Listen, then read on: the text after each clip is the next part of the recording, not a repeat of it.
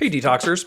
We're 6 months into Donald Trump's second term, and the Department of Education is already unrecognizable. We've seen sweeping executive orders banning diversity, equity, and inclusion, eliminating Title IX protections for trans students, gutting teacher trainings and civil rights offices, and slashing nearly $1 billion in education research.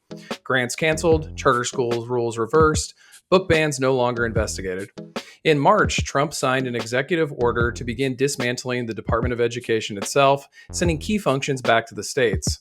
That order is currently being challenged in the courts. But on June 6th, the Trump administration asked the Supreme Court to let it move forward with dismantling the department and firing hundreds of its workers. To help us understand what's going on, I'm joined by a great friend, historian in the University of California system, and vice president of legislation for UC-AFT, Trevor Griffey. Welcome to the Disinfo Detox. Thanks for having me.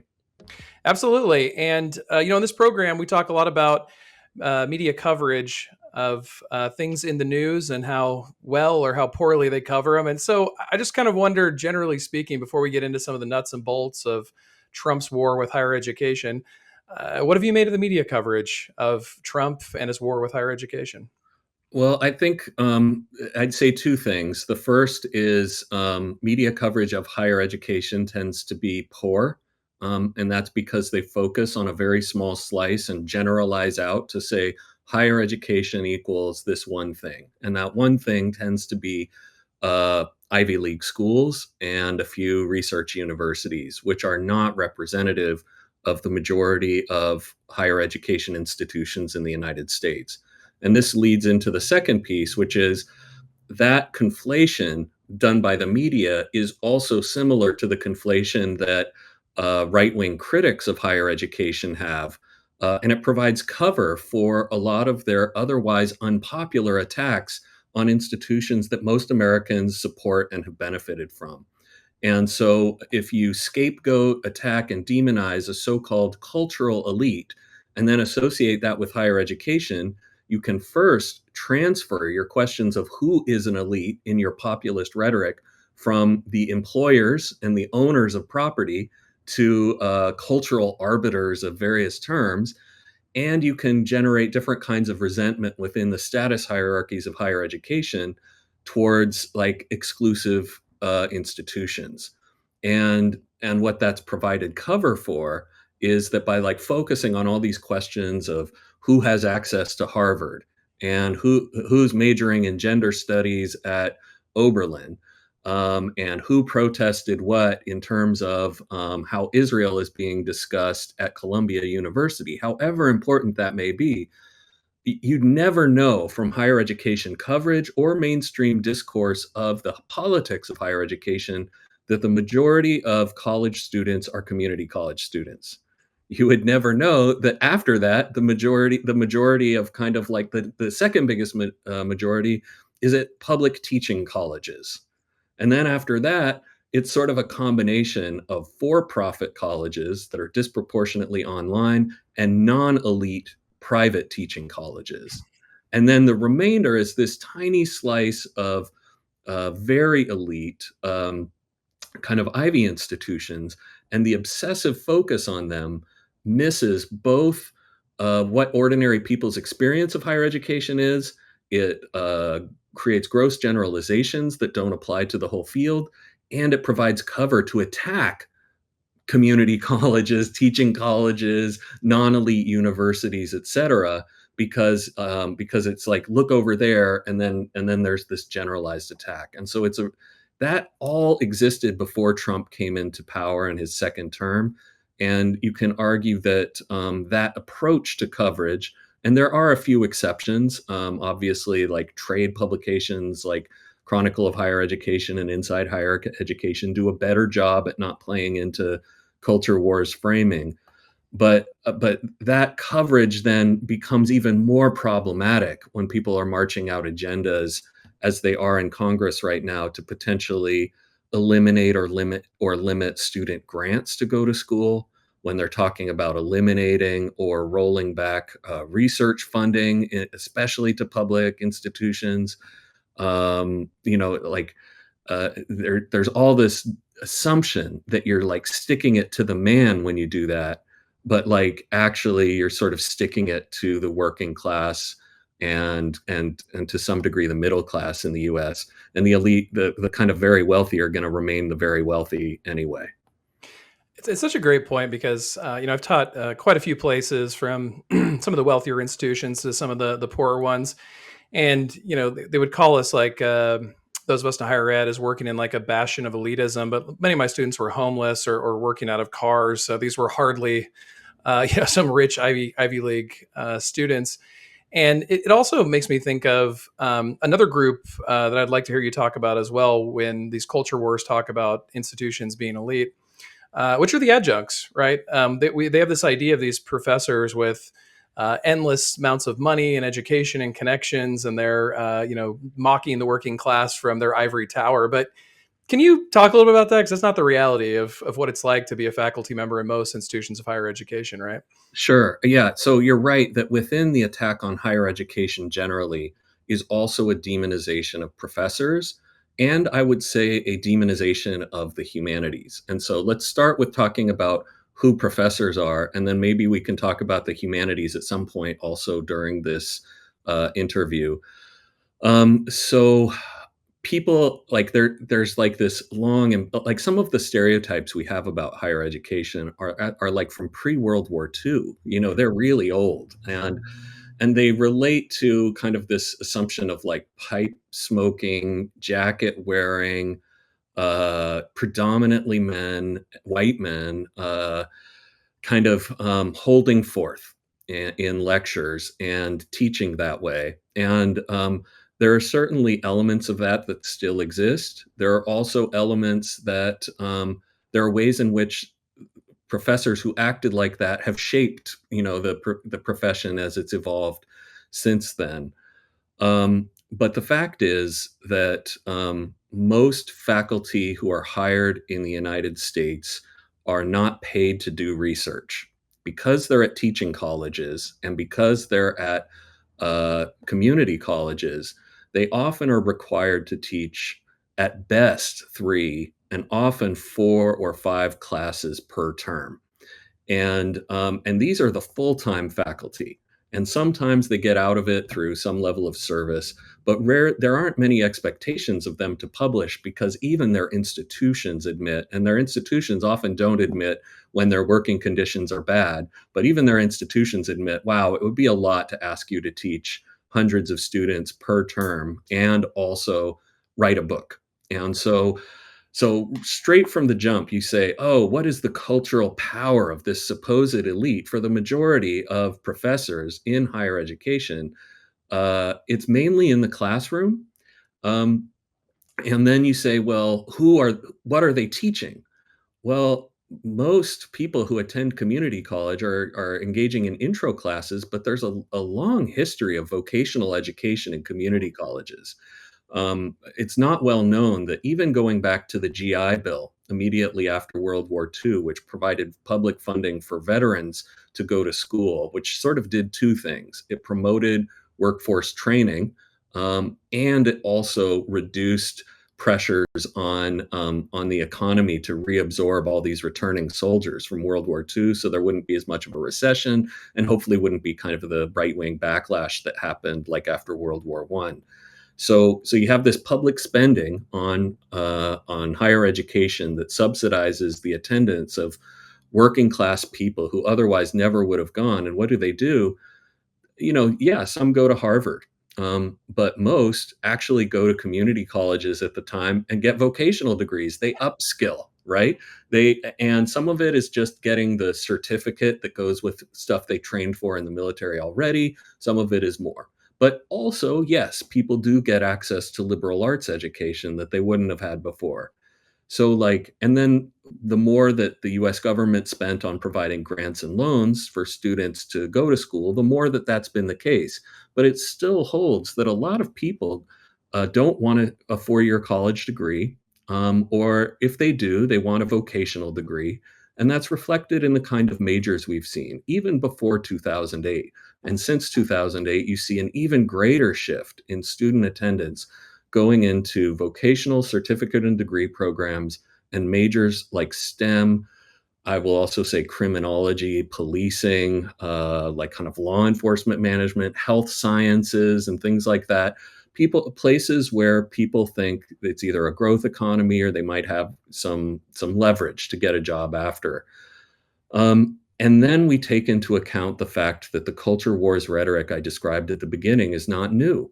So, like, I was thinking before this podcast, where on earth do I even start? Like, is it Reagan?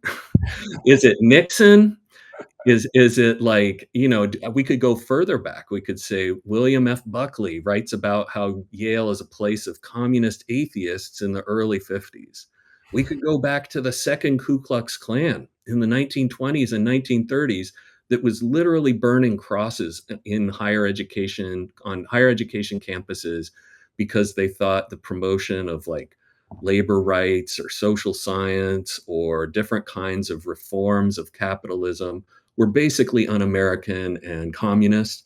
And so even at UCLA, where I teach, a combination of Klan members from the community and fraternity brothers and other reactionaries, like literally burned a cross on the college campus because one communist was attending school and had been suspended, and she was fighting to get back enrolled in the school. So like this history goes back a long time. But one thing we can say is that starting with Ronald Reagan's campaign for governor in 1966, when he explicitly ran against the Berkeley free speech movement and its sort of and its aftermath, that when conservative politicians said that these elite schools are out of control, they're indoctrinating students, and the students are misbehaving, and they're engaging in activities that are un-American, they didn't just clamp down on those schools. So what Reagan did when he came into office in California in 1967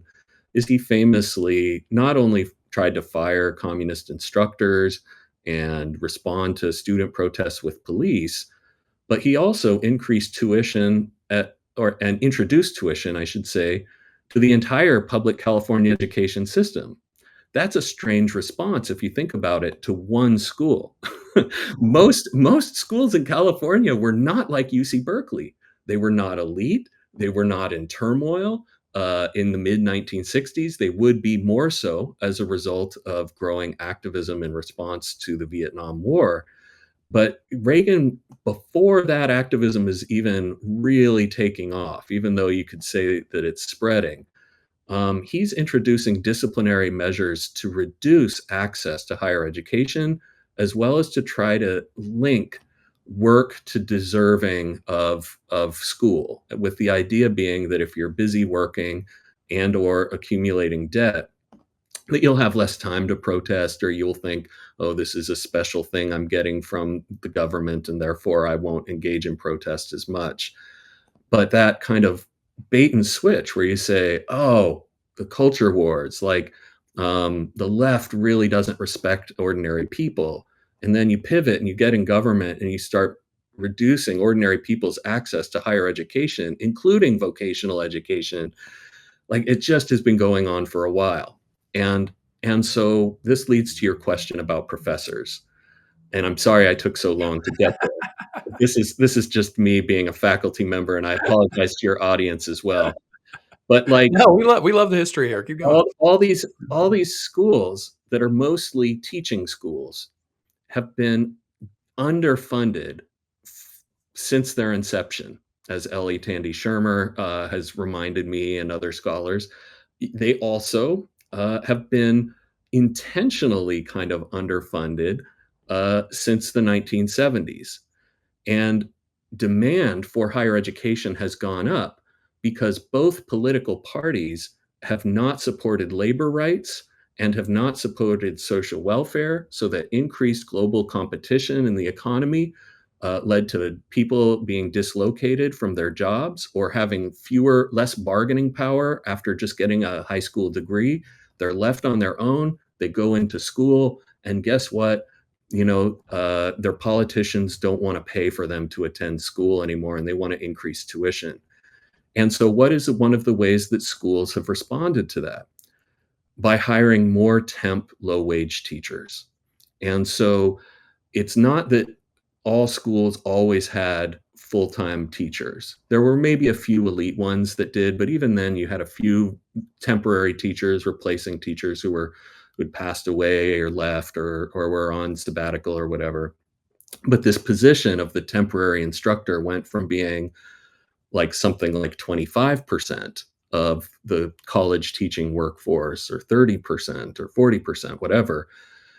It now is like it's in the range of 70% of all college instruction is done by temporary instructors who don't have academic freedom. And then the disproportionate number are teaching in community colleges where the teaching conditions are worst. So in California, where most of them are represented by unions, you still have most college faculty with little to no job security, earning $3,000 or a little bit more per 16-week class, capped at 3 classes per term, meaning that they're averaging roughly 20,000 bucks a year if they're teaching 120 students per term with little to no health benefits. They're having to stack those students, so stack those classes. So now they're teaching at multiple campuses or they have side jobs. And so now you're in a situation where they may be teaching 10 classes or they're teaching mega classes, and their ability to provide individualized attention to their students to facilitate their skill development is grossly undermined. And this is a direct effect of the assault on higher education rhetorically and politically as an institution, just at a time when demand has increased and access has increased to women and people of color. And so not only do you have a majority of students wanting degrees that will help them in the job market, not only are most schools community colleges and teaching colleges, but you also have most faculty are are overworked and underpaid teachers. And and so those of us who actually work in this industry, when we hear about how radical and out of control the faculty are, it's almost kind of baffling because while there may be some of us who are like, we wish, we wish that our schools were like the right describes, the fact is they really aren't. Like most of us are downwardly mobile professionals who have chosen for a variety of reasons, often out of passion for teaching or some need for workplace autonomy, to teach under adverse conditions to support working people, disproportionately working and working poor people, in their hope to upskill and also reflect on the social conditions that they live in and develop different ways of understanding that and developing their voice. And so, like, this system is so different than what people describe that you have to imagine now that we're at a point, and this is very recent, that the majority of people in the United States have attended some college. You have to imagine that some of the people that support this discourse, just like government employees are saying, yeah, the state is too big, like there must be some people who have attended college and they're like, oh, the college that the right is attacking as elitist, that's not my college. That's not my experience.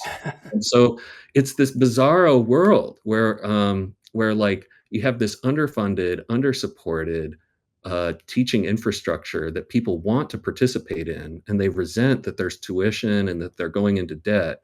And there's bipartisan support for public schools, especially community colleges. And then the discourse is sort of used to like prevent that will from coming into being by making it seem that, well, while you're deserving, there's some people who aren't deserving. So we really can't provide free public college until we take care of this other problem. And in the meantime, things just get worse and worse.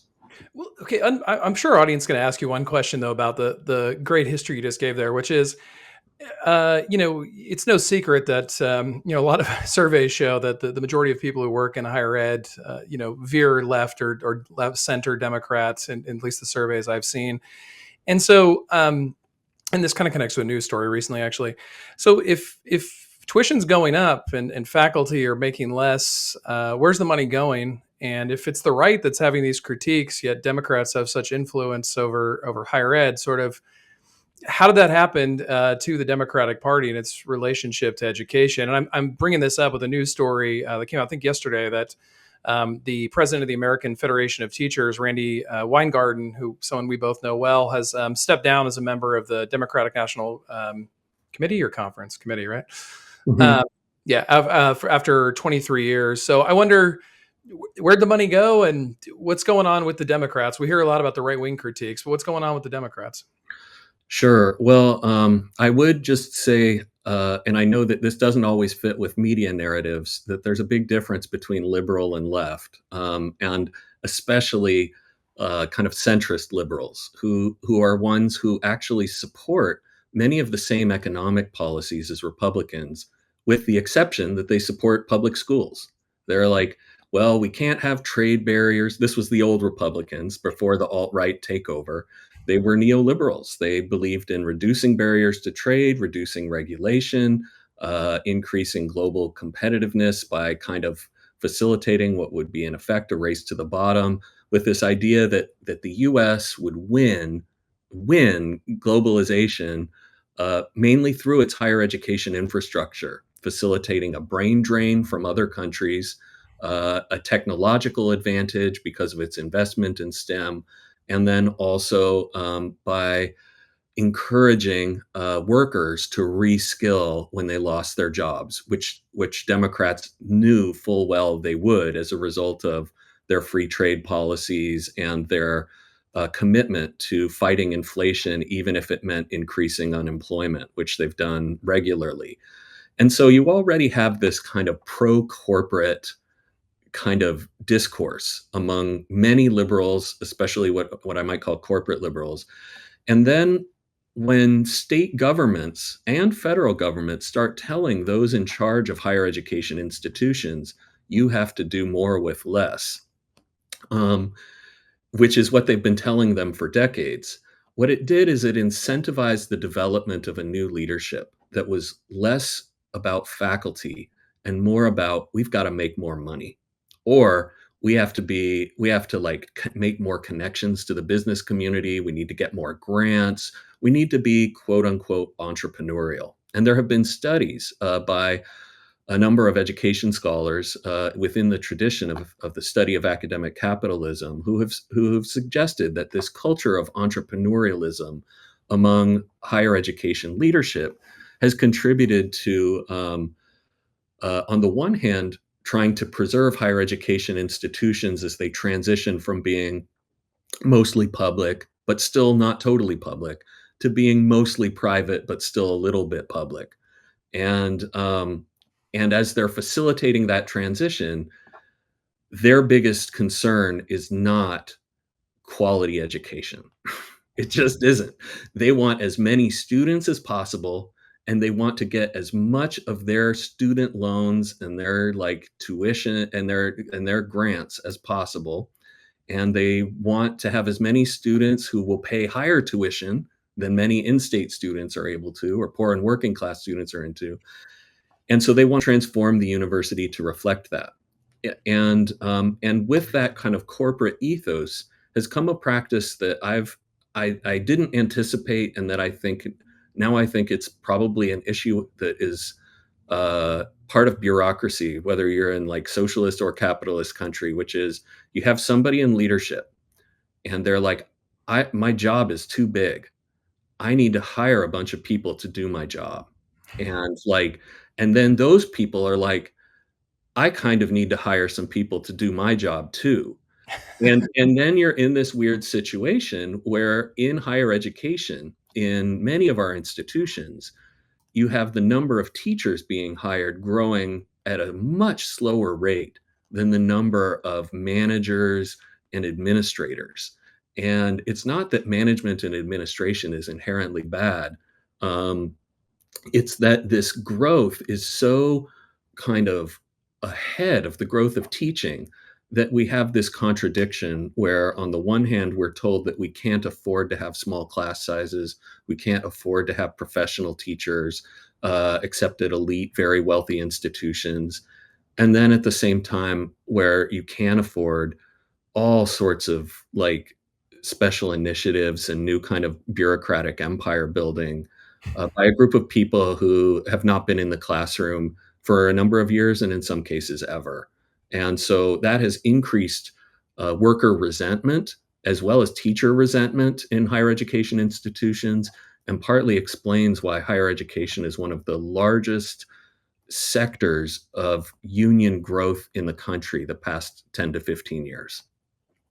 I got just a couple of minutes left, and one thing I wanted to get your take on, someone who does a lot of organizing, has been in higher ed and studies this.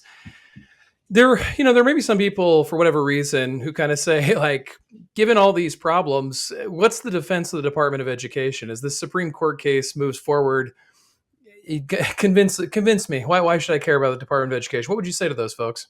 Right. Well, so the Department of Education does a variety of things, or at least it did before Trump took office. Uh, and a lot of it is associated with um, providing support to low income K 12 schools that are being under supported by the federal government. And so, because of the federal system we don't have a national public education system. We have a state one. And some states are poor, and some states have politics that really don't care about whether all of their young people get educated or get a quality education. So, the Department of Education was developed to remedy that problem and to try to get grants and set standards for K 12 education. And then it grew to also include providing equal access and anti discrimination law enforcement for higher education. Um, I think there are some, including Randi Weingarten, when this first came out, when Trump first promoted abolishing the Department of Education, which, by the way, was like straight out of his being elected president, but he wasn't talking about this much on the campaign trail. You have to think this wouldn't have been all that popular. Um, Technically, you could disaggregate the services that the Department of Education provides and put them in other units. What becomes troubling is that the attack on the Department of Education is also a symbolic attack on public education more generally. And they're not saying, how can we make these services more efficient? How can we connect them to other departments? They're saying, how can we get rid of these services entirely? It's much easier when you demolish the department itself. And I think people may not realize there are professional service protections for a variety of federal workers. And the fastest way to dissolve them and to dissolve their unions is to eliminate their unit entirely rather than to negotiate over how are we going to meet these mandates. The big problem with the Department of Ed is this wasn't created by the executive branch. This was created by Congress. And so it's really quite astonishing to see that with a Republican majority in Congress, that Congress is not stepping up and saying, you know what, we take it back. Let's just get rid of the Department of Education. You have this kind of lawlessness by the executive branch trampling over the rights of Congress, undermining the enforcement of laws that have been on the books for decades, and Congress isn't doing anything about it. And that's I think best seen with the Department of Education, and I think that's some of what's at stake. And if the Supreme Court comes in and rules that it's okay for a president to dissolve a branch of government created by Congress without consulting Congress, we're in a very scary place, and it goes beyond public ed. Go ahead. Yeah, I was going to say, just wrap up here. If you could just, your work is great. I always enjoy talking to you. I know I'm going to have you back on the podcast. Where can folks find some of your work? Um, so I've mainly been blogging at Christopher Newfield's blog. It's called U to the Rescue, the letter U, and then to the rescue. And it's part of what he called remaking the university. He started it in around 2008 with the financial crisis, and it's still active as a site, in part because the post COVID university is now facing a number of challenges, some coming from the Trump administration, some coming from mismanagement of COVID funds, and now lots of structural deficits, some from enrollment problems. And so I've been publishing there, but I have to say that much of my work has been unpublished. And so I appreciate the opportunity to come on your podcast and talk with you. And I'm sorry I talked a little long, like professors, we take up space, universities provide like a socially acceptable space for us to do that, even if it's not always best pedagogy. So I'm really grateful for your kind of having me on. And next time I'll try to leave more space for your questions. Absolutely not. You keep talking. We've enjoyed it. Thank you so much for coming on the Disinfo Detox. And thank you so much, everyone, for tuning in. Thank you. Hey, Detoxers. Thanks for tuning in to the Disinfo Detox. If you're enjoying the content, head over to nolanhigdon.substack.com for full access to the podcast as well as other original essays. Want to support the Detox? Consider becoming a paid subscriber. You'll get early and exclusive access to interviews, podcasts, essays, and more.